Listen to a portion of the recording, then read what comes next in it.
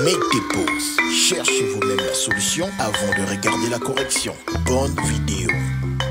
Pour l'exercice 13, on nous dit un engrenage comprend deux roues de 24 et 16 dents. Donc on peut se dire que c'est la plus grande qui a 24 et la plus petite qui a 16 dents. Déterminez le nombre de tours que doit faire chaque roue pour revenir dans cette position. Alors déjà, il faut commencer par comprendre comment une roue fait pour revenir dans une certaine position.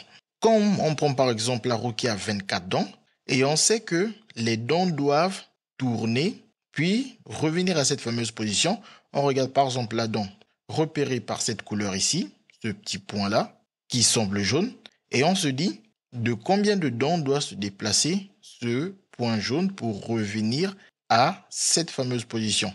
Étant donné qu'il y a 24 dents, par là doivent passer d'abord les 23 autres dents avant que la 24e qui va passer soit cette même dent. Donc il faut 24 dents pour se retrouver à cette même position. Donc on peut dire que cette roue se retrouve à cette position tous les 24 dents. Et lorsque 24 dents passent par cette position, on sait que la roue elle aura fait un tour. Et lorsqu'elle refait un deuxième tour, il y a encore 24 dents qui sont passées. Donc, on peut essayer de visualiser ça à l'aide d'un schéma.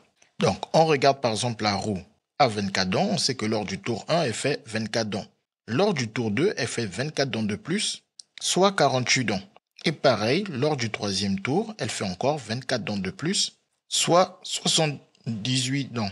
Donc, etc. ainsi de suite. On verra, selon les besoins, si on va devoir faire plus de tours.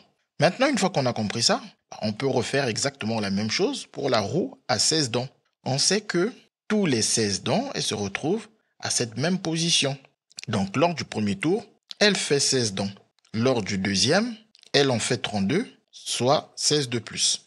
Et lors du troisième, elle en fait 48, soit 16 de plus. Et on continue comme ça, plus 16 pour les tours suivants, pour connaître le nombre de dents total qu'elle a fait, par exemple, 80 dents au bout du 5e tour pour se retrouver à sa même position initiale. Maintenant, ce qui est important aussi à comprendre, c'est que si l'une des deux roues avance d'une dent, l'autre aussi avance d'une dent. De telle sorte que lorsque la roue à 24 dents a fait un tour complet, la roue à 16 dents a fait plus d'un tour puisqu'elle a dépassé les 16 dents, mais elle n'a pas fait deux tours, bien évidemment, puisque le 24 se trouve entre 16 et 32. Donc, ce que nous cherchons ici, c'est pour combien de dents on est sûr que les deux roues ont bel et bien fait des tours complets. Parce que si on regarde le 24, une seule des deux roues aura fait un tour complet, à savoir la roue à 24 dents, mais pas la roue à 16 dents.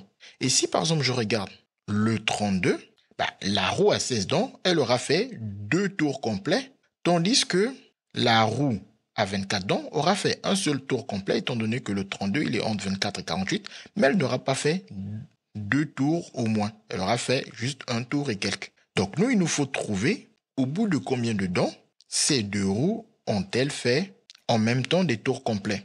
Pour que une roue fasse un tour complet, il faut qu'elle se déplace d'un multiple de son nombre de dents.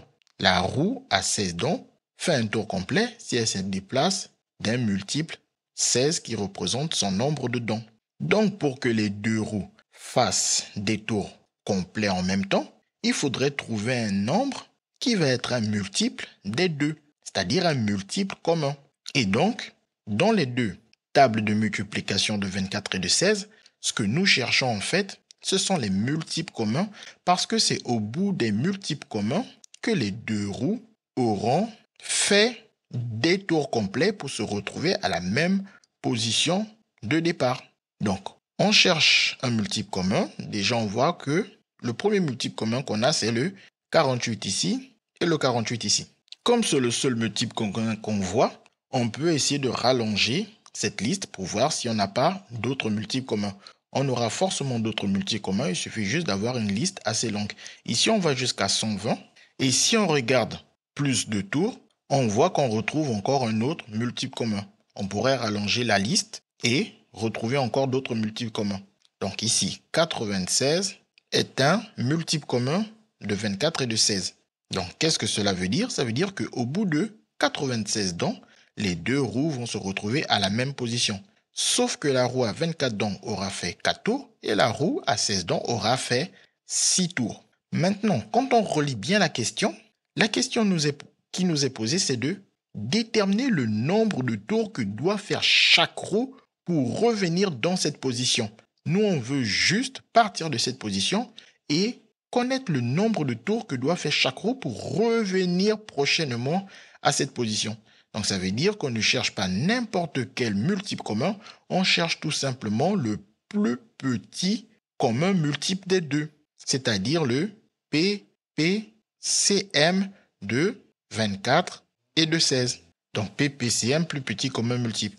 Donc, ce que nous cherchons, c'est le plus petit commun multiple, c'est-à-dire la première fois que les deux dents vont se retrouver dans cette même position. Donc, juste au passage, comme on sait que 0 est un multiple de tous les nombres, ici, le PPCM, bien évidemment, il est non nul.